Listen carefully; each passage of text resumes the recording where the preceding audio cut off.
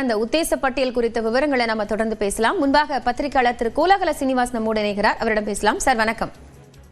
தாவேகாவினுடைய ஒரு உத்தேச பட்டியல் வெளியாக இருக்கு. நியூஸ் 18 தொடக்கத்திலிருந்தே அவர் பெரம்பூர் பகுதியில போட்டியிடக்கூடும் அப்படின்னு சொல்லப்பட்டிருந்தது. இப்ப கூடுதலா திருச்சி கிழக்கு. இந்த மூவ் எப்படி பார்க்கலாம் சார்? அவர் முன்ன தனிச்சு போட்டியிடுகிறார்.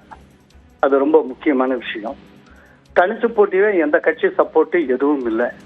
அவர் தமிழ்நாட்டில் சென்னையை தவிர வேறு எந்த தொகுதியில் எந்த இடத்துல போட்டியிட்டாலும் விஜய் ஜெயிப்பது கடினம்.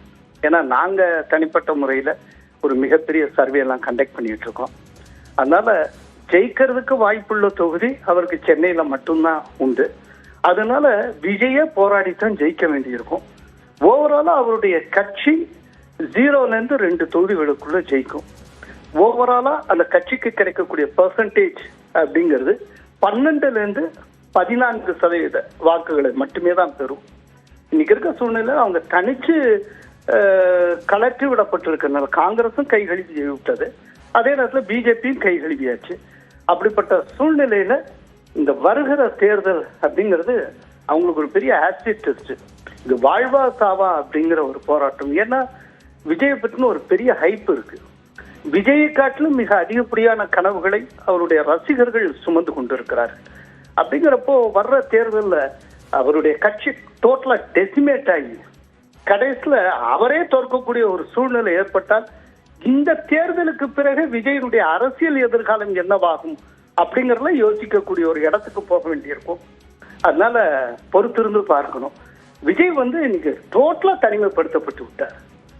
தமிழ்நாட்டுல கூட்டணி வைக்காமல் யாருமே ஜெயிக்க முடியாது. வலுவான கூட்டணி இருந்தால் சிறப்பான வெற்றி, பலவீனமான கூட்டணி இருந்தால் மோசமான தோல்வி. இதுதான் இதுவரைக்கும் இருந்துட்டு வந்திருக்கு. இவர் பக்கத்துல கூட்டணியே இல்லை அப்படிங்கிறப்போ வெற்றியை பற்றி இவர் கனவு காணக்கூட முடியாது. இல்ல நம்ம அப்படி தாவேக தலைவர் தனித்து விடப்பட்டார்னு பார்க்க முடியுமா? டிசிஷன் அப்படிங்கிறது அவருடைய கையில தானே இருந்தது. அந்த அடிப்படையில தானே தனித்து போட்டி. கடந்த காலங்கள்ல விஜயகாந்தும் தொடக்கத்துல தனித்து போட்டிட்டு இருக்காருல்ல. அப்படி போட்டிட்டு இருந்தாரு. ஆனா ஒண்ணு யோசிச்சு பாருங்க, விஜய் 2 மாநில மாநாடு நடத்தியிருக்காரு. 2 மாநில மாநாட்டிலே என்னோட கூட்டணிக்கு வாருங்கள், ஆட்சியில் பங்கு அதிகாரத்தில் பங்கு அவர் சொல்லி இருக்கிறார். சிறிய கட்சி கூட, சாதாரண ஒரு சின்னஞ்சிறிய கட்சி கூட அவரை நம்பி கூட்டணி வைக்கிறதுக்கு வந்தீங்க, அது தோல்வி இல்லையா? நான் கூட்டணி வைக்க மாட்டேன்னு அவர் சொன்னாரு. அது அவர் எடுத்த முடிவா? அப்படி முடிவு எடுத்திருந்தா கூட்டணிக்கு வாருங்கள்னு ஏன் அழைப்பு விடுத்தார்? அவர் அழைப்பு விடுத்தும் ஒத்தருமே அவர் பக்கம் போகலைங்கிறதான உண்மை. இப்ப அவங்க என்ன காங்கிரஸோட பேச்சுவார்த்தை நடத்தாமலா இருந்தாங்கன்னு நினைக்கிறீங்க? கடைசியில ஃபெயில்டு இல்ல.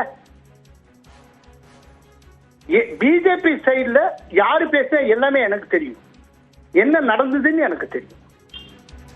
அதாவது பல நேரங்கள் இந்த அனுபவங்கள்ல நிறைய அவர் கத்துப்பாரு. இந்த ஆஃப்டர் எலெக்ஷன் விஜய் கத்துக்கிறதுக்கு நிறைய இருக்கு.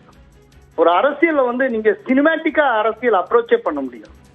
அதுக்கு கலை யதார்த்தம் புரிஞ்சிருக்கும். ரொம்ப சினிமேட்டிக்கா நீங்க அப்ரோச் பண்ணீங்கன்னா காணாம போயிருவீங்க. ஆக்சுவலா என்டிஏவுக்குள்ள ஒரு பாதுகாப்பான முறையில வந்திருக்க முடியும். அதற்கான ஒரு சூழல் கூட இருந்தது. ஒரு டயத்துல அவராக கெடுத்துக் கொண்டார், கையை சுட்டுக் கொண்டு இருக்கிறார்.